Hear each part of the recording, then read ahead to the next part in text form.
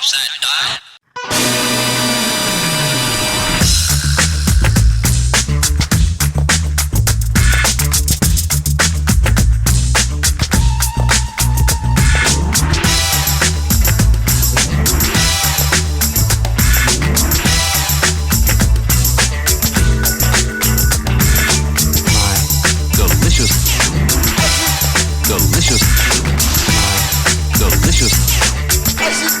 Delicious rate.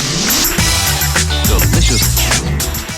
Hello and welcome to the fifth episode of Delicious FMCG and Retail News, the weekly news update of Consumer Goods Club, bringing you the latest FMCG and retail news from around the world in just 5 minutes. My name is Katrina Grimalt, and I will present you today's top stories.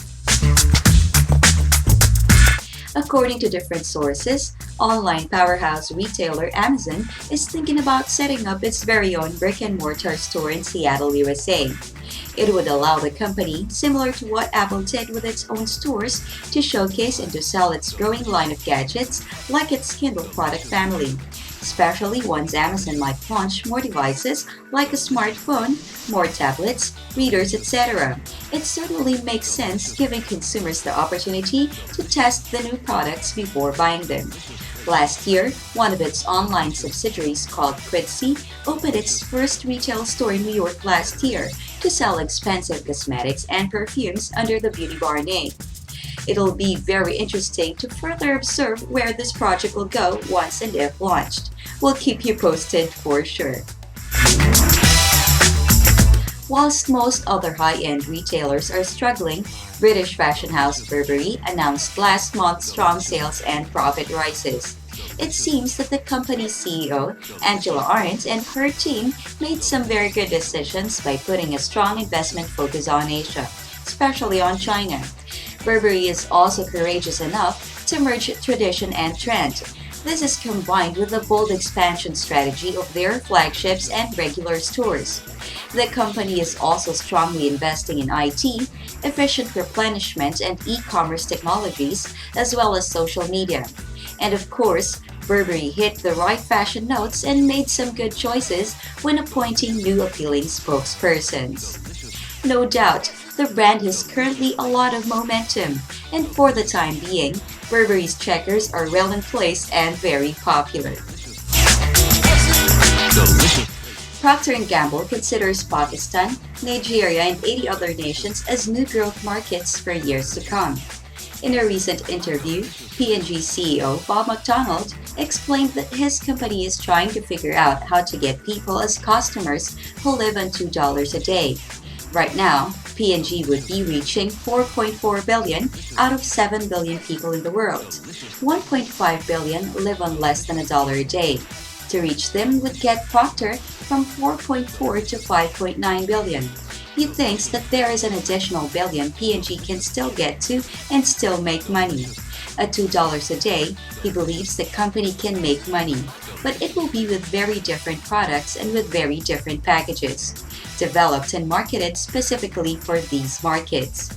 Well, this sounds like a logical as well as an exciting strategy. Delicious.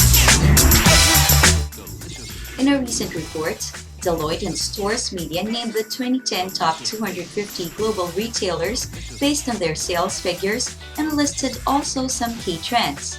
Among the top 10 retailers are 6 US ones, 3 German retailers, and with Carrefour, 1 French retailer, which is even ranked number 2 with close to 122 billion US dollars. Dominant leader, as you would have expected, is Walmart, with total group sales of $422 billion and a net income of $17 billion.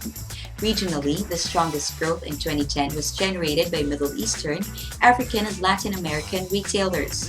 The report also found that profitability of all analyzed retailers improved to 3.8%, up from 3.1% in 2009.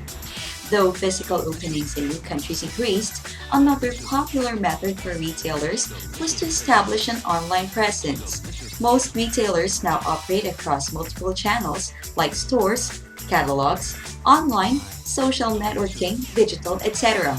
But few understand how consumers are shopping across each of these channels, and even fewer have a consistent and comprehensive multi-channel strategy.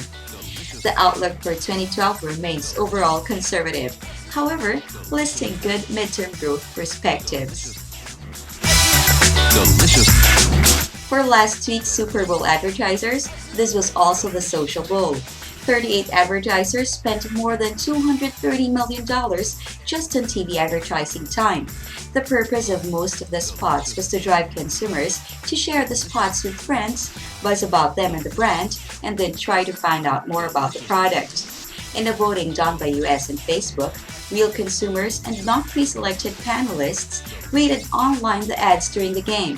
Consumers picked from 55 commercials on which advertisers spent up to a record of $3.5 million for each 30-second slot. The competition for the best commercial was won by an ad about a crafty grandma who slung a sling-wearing baby across the yard to snatch a bag of Doritos. Placing a close second was Budweiser's beer-fetching dog Rico. Two car makers tied for third. Kia, whose ad featured a guy with ultra-racy dreams that include supermodel Adriana Lima, and Chrysler with actor Clint Eastwood.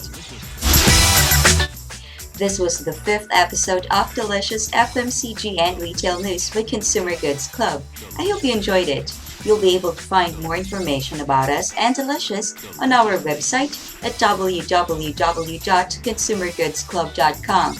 Looking forward to seeing you again next week on Tuesday for our next episode of Delicious.